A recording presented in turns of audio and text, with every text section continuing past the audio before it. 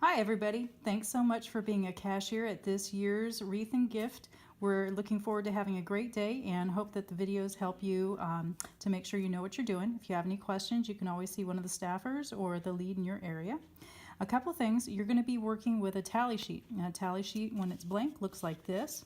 When a tally sheet is filled out by a tallier, it's going to look like this. Basically what they're doing is they're writing in the price points of each of the different merchandise that the customer is purchasing. They're doing hash marks for the number of items. So in this case we have 5 items at $15, 1 item at $25, and 1 item at $12. And the tallier has gone ahead and done the multiplication across. So for this particular customer, we've got $75, $25, and $12. Now, the tallier is going to give this sheet to the customer and they're going to bring it up to you, the cashier. So as a cashier, what you're going to do is you're going to go ahead and add down the column. So you're going to add 75, 25, and 12, which is $112. And then you're also going to compute the tax. The tax is 9.25%. The way you can compute that is by multiplying 112 times 0.0925, and that will come out to $10.36. So for this person, their entire amount that they owe us is the amount of merchandise plus tax is $122.36. So I'm going to go ahead and put my initials here, and I'm going to ask the person to pay me $122.36. Now the person may go ahead and pay me with cash. Cash is great. Remember, whenever you receive cash, you want to make sure to put a rock on the cash that they gave you until you're able to give them change. Also, when you're getting into your change box, you want to make sure that you keep your change accounted for and orderly. You also want to make sure you've got a rock on each of the bills or the receipt areas so that it doesn't blow away if there's a big gust of wind. Now let's say the person wants to pay with credit card.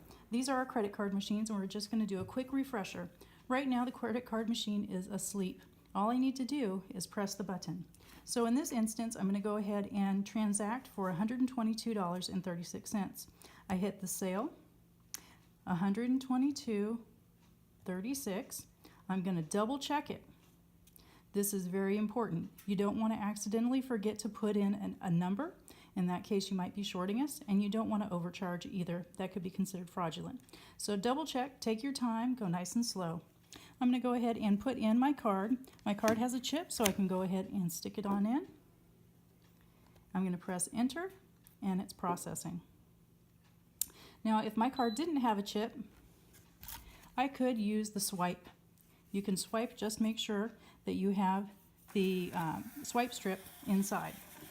Okay, so this is the merchant copy. I need the customer to go ahead and sign this, and then once they've signed it, I'm going to go ahead and put it in my cash box. Always, always, always print a customer receipt for the customer. This shows them how much was actually charged onto their credit card. This gets attached to their tally sheet, which you've stamped paid and you've initialed, and goes with them. That way they can go to the wheelbarrow valets, show that they've paid, and get some assistance to get out and back to their car. Thanks so much. Hi everybody. A couple of reminders about receiving checks at some of our sales. A few things you need to always make sure. Just double check. Make sure that they've filled out today's date. Make sure that it says UC Regents.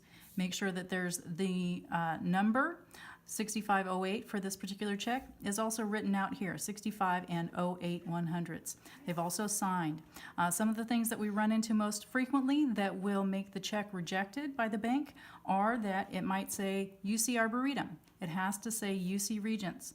Also, sometimes people will put in $65 here and 6508 here, or reverse. These two things have to match. Often people forget the cents here. Often people forget also to sign. So a couple of other things about checks. A check is good as long as it is pre-printed with the person's name and address. Don't take counter checks or those checks that don't have any identifying information other than a name. That's it for now. Thanks so much.